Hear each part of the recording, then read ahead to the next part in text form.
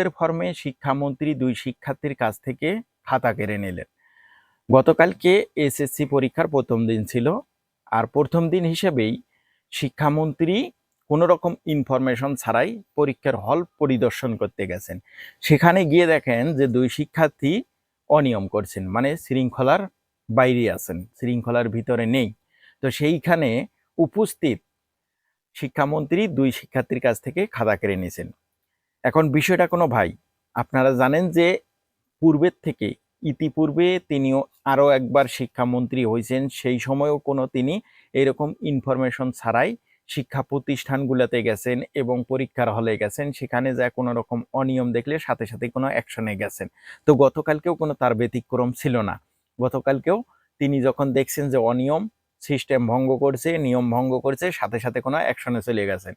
এখন আমার এখানে একটা গুরুত্বপূর্ণ কথা, সেটা হচ্ছে যেমন পরীক্ষার হলগুলাতে তিনি অনেক গুরুত্বপূর্ণ কাজ করছেন এবং অনেক পরীক্ষার হলে সিসিটিভির ব্যবস্থা করছেন।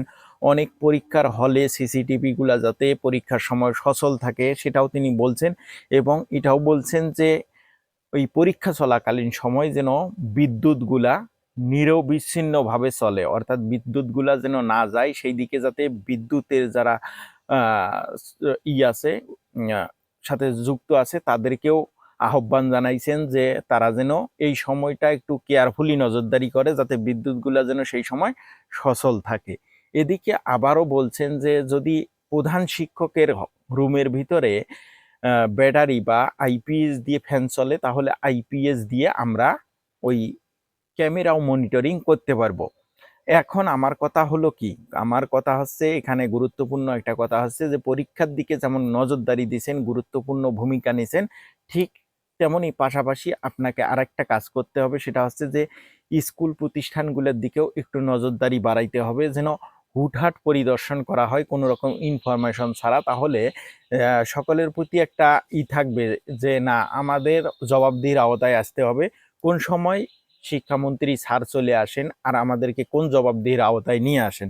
তো সেই পরিপ্রেক্ষিতে শিক্ষার মান একটু ভালো হবে, ছাত্রছাত্রীদের শিক্ষার দিকে একটু আগ্রহ হবে এবং শিক্ষার যে মান একটা আছে সেটাও একটু বৃদ্ধি পাবে এবং সকলের একটু আগ্রহ জাগবে লেখাপড়ার দিকে।